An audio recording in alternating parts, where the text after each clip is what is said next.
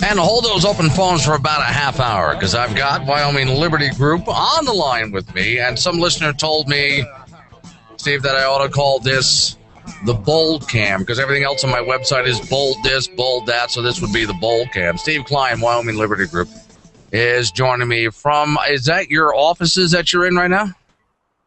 Yeah, Glenn, we're trying various different locations within our expansive office space to try and get the most aesthetically pleasing background. Right, that's not bad. That might not mean anything to your radio listeners, but yeah, but to the viewers there, it looks pretty good. Look, I spend a lot of time putting stuff in the background over here. Now and then you'll find weird signs up. I'll redecorate back here just because it's kind of fun to do that. Okay, what's on the agenda today, Steve? And by the way, real quick, thank you for coming up on Saturday. That was a very good speech. And, of course, I rendered it down with you as well as you talked about Agenda 21 so people can see your speech in there as well. We appreciate you coming up and doing that for us. Well, it was great coming up, and I really thought the turnout was excellent. I really have to give you and Nick Delat and Vicky and everyone who worked so hard to organize that and promote it a lot of credit because there was 117 people, I think. I heard. Right, 125 last count that we got. Outstanding. And it was I think I don't know, I really enjoyed engaging people, especially on, and that can kind of segue into today, is third reading on the House floor of House Bill 182, which is a bill that would allow county commissions throughout Wyoming to recognize rights of way over federal land that were there before 1976 and that are still in use today. And it's funny that I kind of looked at this as when I worked with Kendall Croker and other legislators on drafting this bill, and we really looked at it as a simple way to preserve access to state trust lands, to maybe open up more of our BLM land for hunting and motorized vehicles and all sorts of things, things that might come down the road. And it's only, especially when I was up there in Gillette last Saturday, I've heard more recently from other people how much the mineral companies have been really messed with already in this area with BLM and closing roads that were used for decades and making trucks go 50 miles out of their way to get to a location they could cross cut to. So it's interesting that as we go along, the bill is becoming, I'm just learning more and more of its importance, even though I thought it was already important. So that will have third reading on the House floor today, and it sounds like it's gonna go through with a good large vote, and then we head over to the Senate side in the coming weeks. And so that's the most exciting thing for me. Of course, I know in the last hour, I think we were talking the gun bills, and that was exciting to see yesterday, the solid votes on first reading. Of course, those have a long way to go as well, but let me ask a lot of things going on.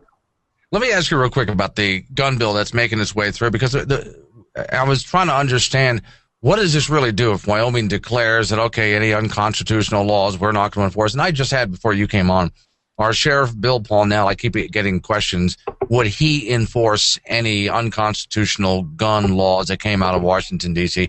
And he said, absolutely not. I've taken an oath. I wouldn't. If some unconstitutional gun ban came down from Congress, I'm not enforcing it.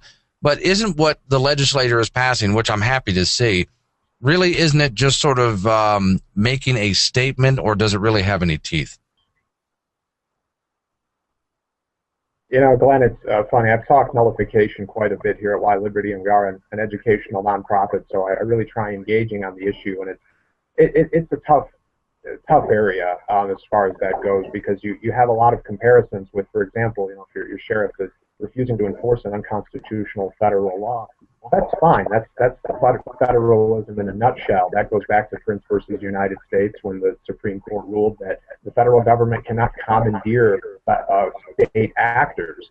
It's just like what is happening in Colorado right now. They've overturned any state prohibitions on marijuana. So that really, the practical effect of that is that now the DEA and other agencies have to kind of act on their own to enforce the federal law without any help from state actors. So it's not to say that those laws won't be enforced, but that they will be a lot harder to enforce, because despite the federal government's size, they're not quite big enough to go after every joint, floating around the state of Colorado. So the question then is, you transition into the more hard nullification area, where you don't just not enforce federal law, but you try and actually nullify it and say, if anyone, even a federal agent, tries to enforce the law within Wyoming's borders, orders, we will subject them to I believe it's a civil penalty now. I think they were originally going to subject them to arrest of some kind, but now it would be a civil penalty.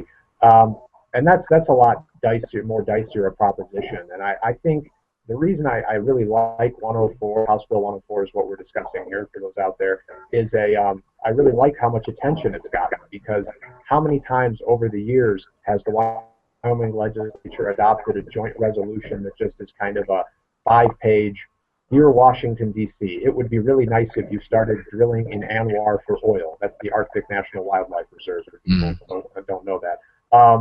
And it doesn't even get any media attention. It's just, wow, it's window dressing. Whereas Kendall Croker, representative from Casper, brings 104 and it gets a national attention. He's been on several national news shows.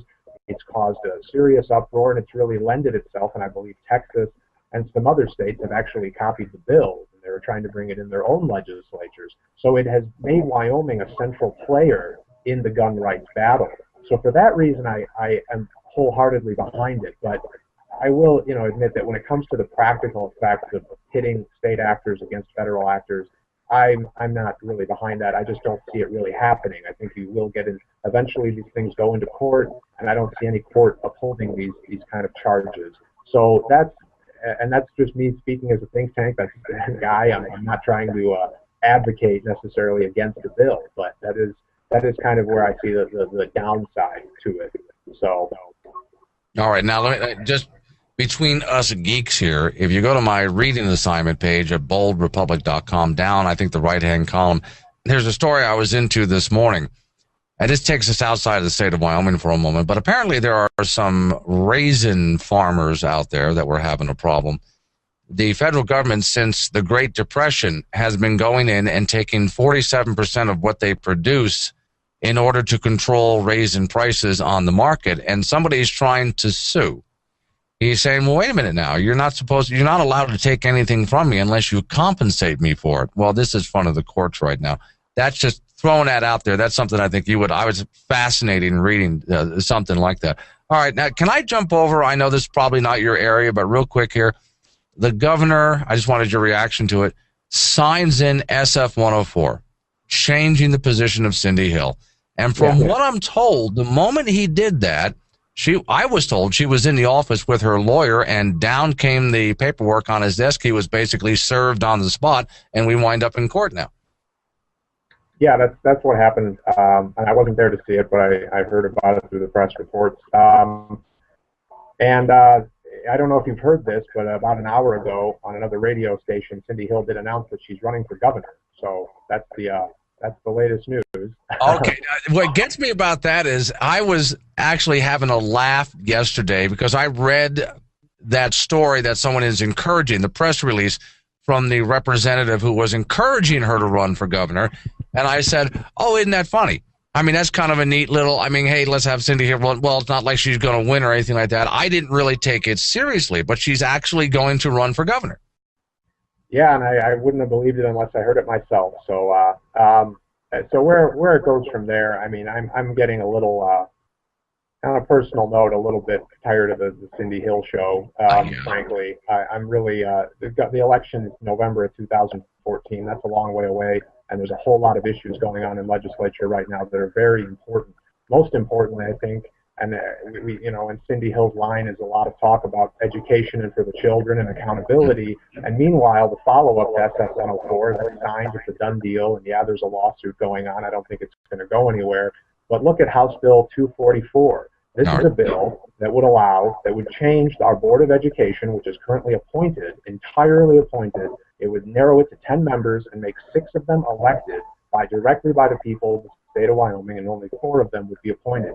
Because right now, as we've said about SF 104, the problem is you have now a director of the Board of Education who's appointed by the governor, and his choices are given to him by a Board of Education that is appointed by the governor. So the accountability, it really does put it right on the governor's lap, and then he can kind of remove himself from the whole process. And I don't think there's much political accountability there.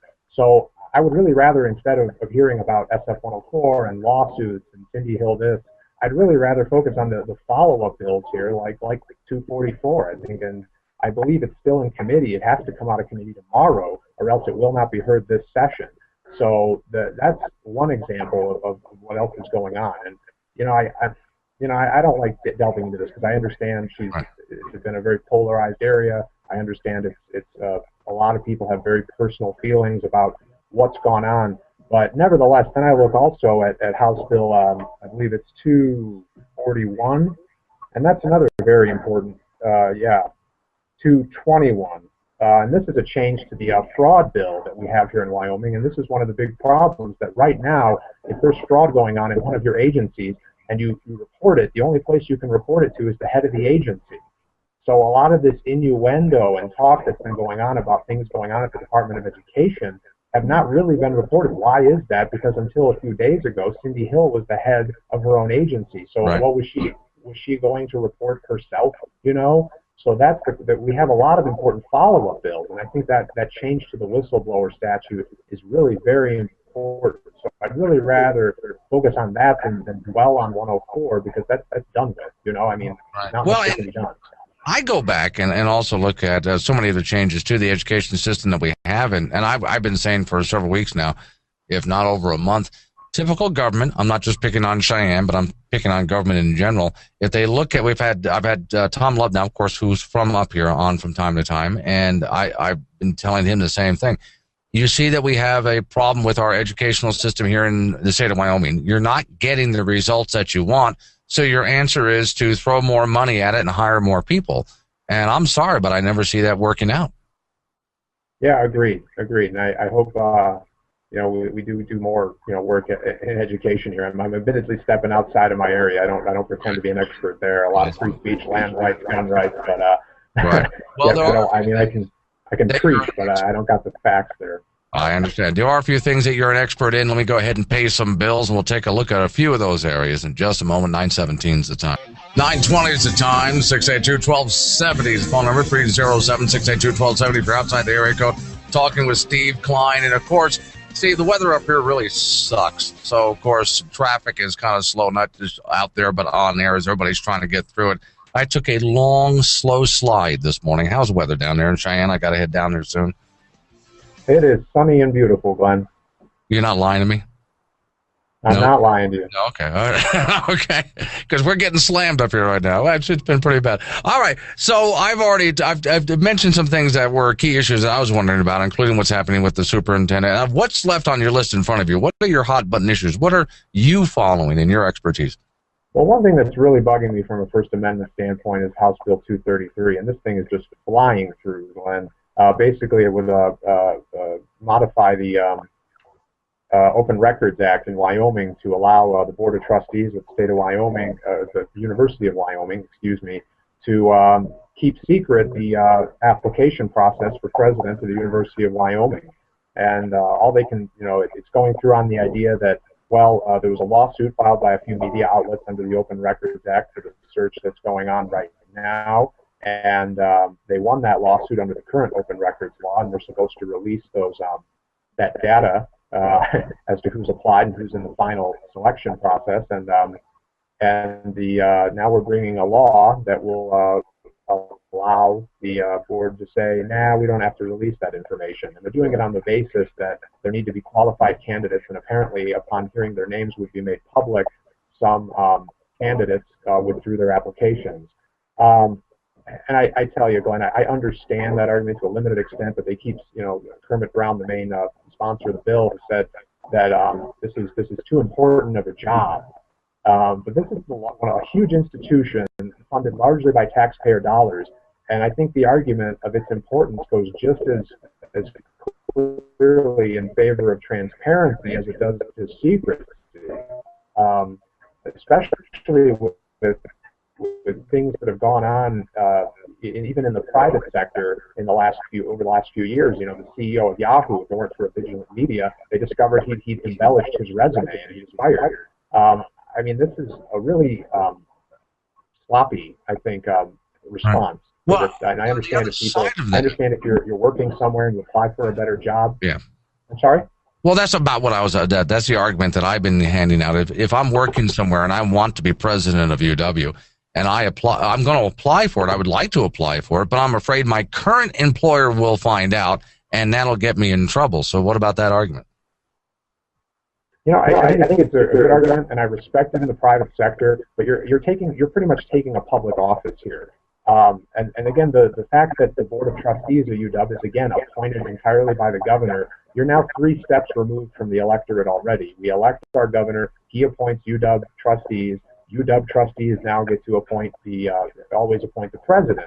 So there's already this buffer of quasi-bureaucracy, between us and who becomes the president of our flagship university here in Wyoming.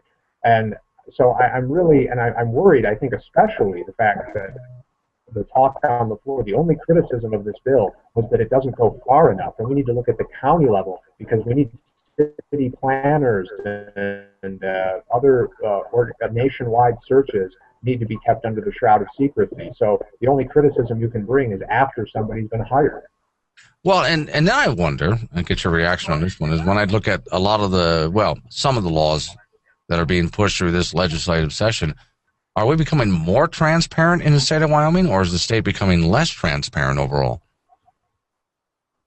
I would say less, especially. I think 233 really draws that line pretty unequivocally, and I'm really concerned because nationwide, Glenn, we're looking at a really weird shift here in the political arena because I work in First Amendment law, and I have a real problem with a lot of so-called campaign finance disclosure. Not only is your political speech when you criticize a candidate have to be disclosed on the advertisement you buy, you have to file really complex reports with the Federal Election Commission to make sure you're not breaking any other number of complex laws out there. And more recently, we saw, let's go back to the gun issue, we have newspapers using Freedom of Information Acts to get people with gun permits and putting a map out there of everyone who owns a gun in these 2 counties in New York.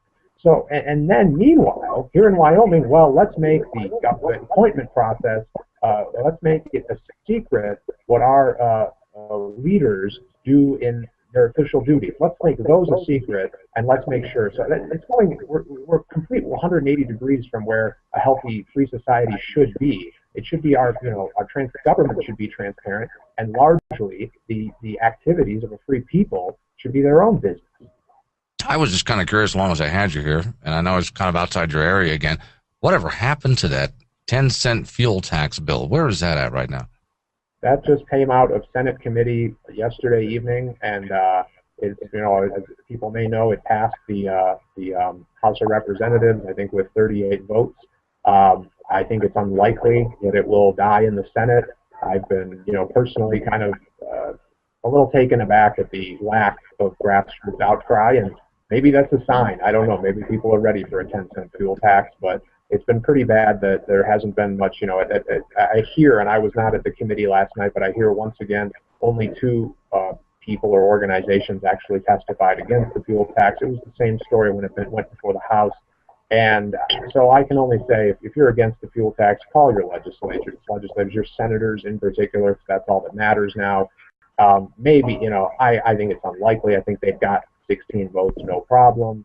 But that's really, it's kind of a hard blow. And especially we have now income taxes have all risen across the country for everyone. People are paying now at least 1% more in federal payroll tax, your Social Security, your Medicare. And even if you do itemized deductions, you cannot deduct from that tax. So we're back up to what I think a total of 15.3%, half of which is picked up by your employer if you're an employee, but you pay the whole thing if you're an independent contractor. I wish we'd view taxes here in Wyoming outside of a vacuum. You have to look at everything else that's going on too. And given that income tax just shot up, I would wish that it caused reconsideration on the part of our legislators. But unfortunately, it's moving along, and that doesn't mean it can't be stopped. But I'm pretty pessimistic at this point. Okay, well, I'm out of time here. Thanks for streaming in. I'll be driving down nice and slow later this afternoon, and hopefully, Steve, get a chance to see you sometime tomorrow there at the Capitol. Absolutely. Looking forward to seeing you. Safe drive. All right.